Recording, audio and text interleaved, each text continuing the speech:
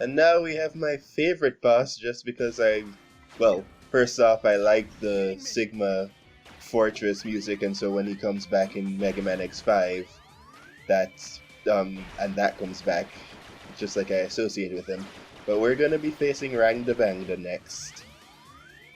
I almost didn't press the button on time to start the recording. Not the recording, the video. When you said almost, why mention it? Why give me that mini heart attack? Why would the first thing you'd hear is almost, so you'd be going into the statement with knowing that it was fine. Alright, fine. You're correct. For now. Why did I say for now? I meant for once. Well, anyways. I had a really weird dream. Oh, a dream you actually remember. This is good. Well, actually, this might be something that I should talk about. It's so creepy.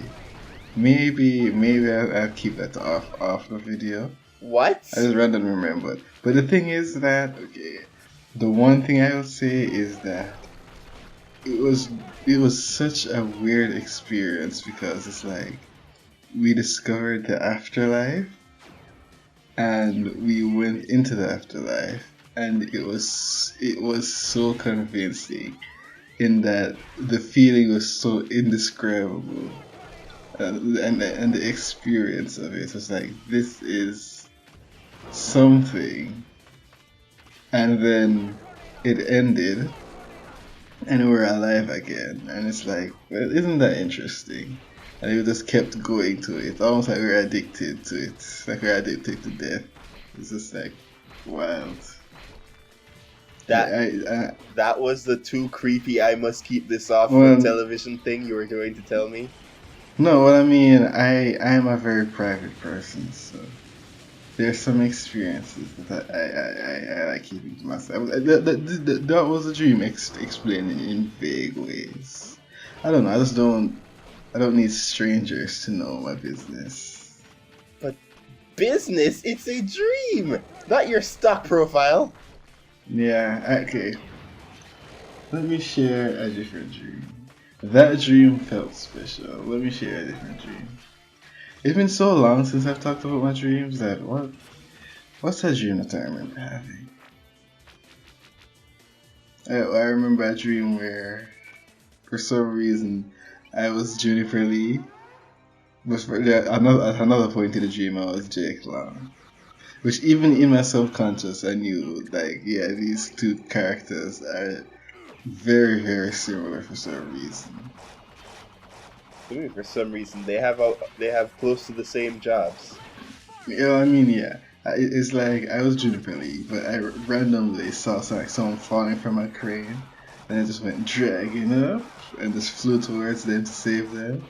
And then I realized the person I saved was Juniper Lee, which was like very strange. I don't know what to make of that.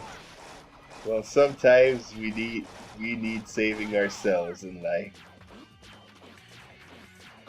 I know there's a lot more, but I don't remember many dreams anymore, unfortunately. You say anymore, except you. I mean, there's this one dream, which it was impossible to not stick with me. But then outside of that, it's like, when's the last time I remember that dream? I don't remember. Well, I mean, I remember my dreams all the time, just for a short time, because obviously that stuff gets sorted into random information later. Well, that's the thing. I do, like, there are times when I remember a dream, like when I wake up, and then they just don't stick with me. Unlike some dreams that stuck with me, and all the recent ones just haven't. It's a shame. Because they're cool dreams. You know what I remember? It felt like a classic, because one thing that's surprisingly common in my dreams is regular locations. There are places that make regular appearances. Actually, now I'm remembering multiple dreams. They were just very vague, and nothing really interesting happened. Just like, oh, I get to visit this place again. So one of the places is behind my house. Oh, Well, not how my house, but exotic. yeah, but well, my family's house. It's just a bunch of rocks.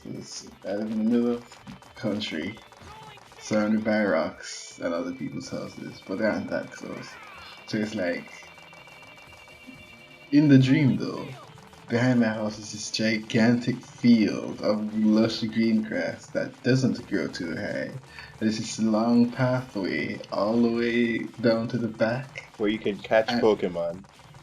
then I go down another path where there's just one shelf in the corner of the huge yard I have.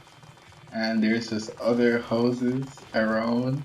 They're all like huge houses. And it's just really relaxing. This like this quiet community that I live in with this giant yard and just a shelf with stuff. And for some reason, I've gone to this place several times while in my dreams. But I think the most recent one is where I was just back there. I just got invited to a party.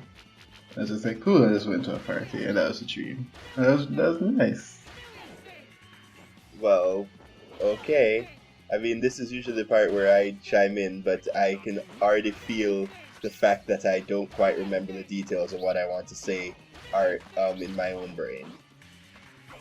Well, another famous location is this house on a street close to my grandmother's house, which I've gone to several times. And this is one dream where I'm just at the house. And then another dream where I go around to neighboring houses. And then another dream where I just start going through the community. And it's just really weirdly consistent. I mean, dreams based off of places you've been to a lot of the times is normal. But I mean, I haven't been there. It's not. It's close to my grandmother's house, but it's not actually where we live. It's like on a random.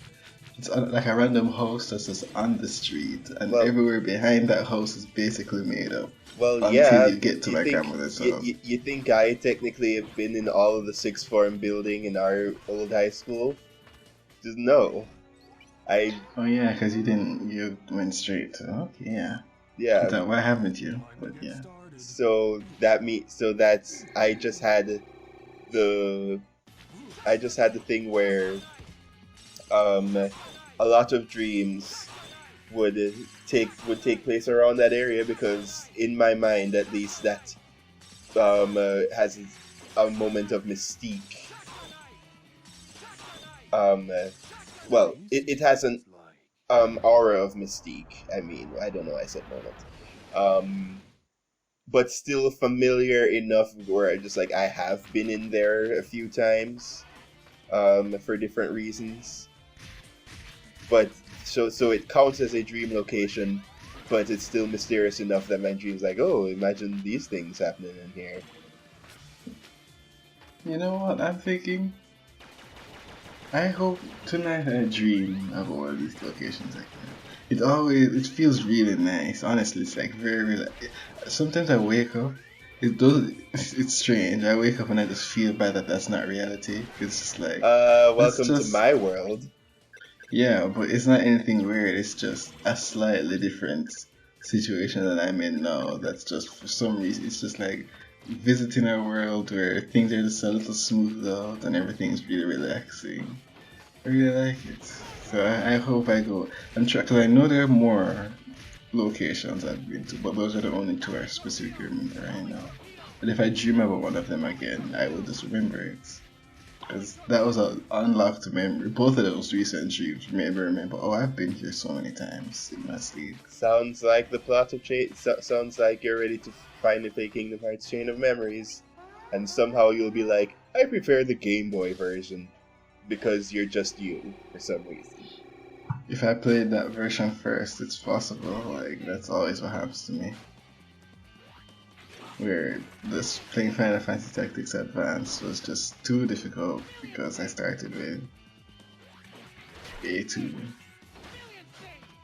I mean, I still don't understand how you how you saw that as. I mean, limiting, sure, but it wasn't difficult for me. It was just sometimes it was just like sometimes there. I mean, okay, it's not like there wasn't any difficulty, but with the whole law system and everything, sometimes it just happened to be incredibly inconvenient, and I would just, just have to deal with it. That was it. Yeah, you know what I think is? It's ironic because I absolutely despise the idea of a permanent EXP share that's on and affecting all Pokemon. I hate it. But the way Pokemon does it, where you have to be in the battle doing stuff to get EXP, that was how Advanced did it, and it just made things so much more slow, and I didn't like it. But I hate it in Pokemon. So I guess it's just you have to balance your game around what you do, no matter what you do. If it's balanced, it works. I think that's the problem with both of those games where, well, I mean, I guess I didn't get far enough. I'm pretty sure it is balanced around it, but for me, that I have my team in mind, and so anytime if I get 6 Viera, immediately I'm like, yeah, all 6 of you, come on, you're in the team now.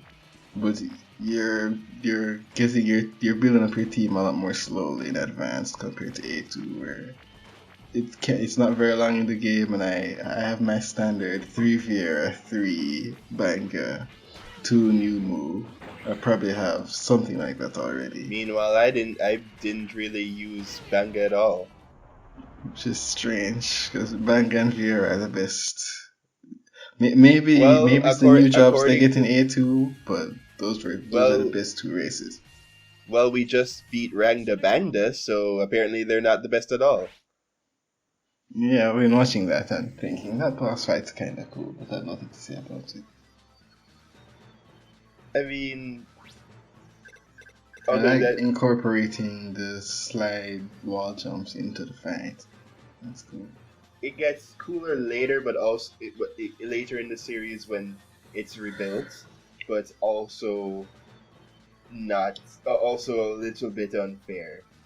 Honestly, I don't know. Something about how like X4 and X5 do things just make things seem unfair and complicated.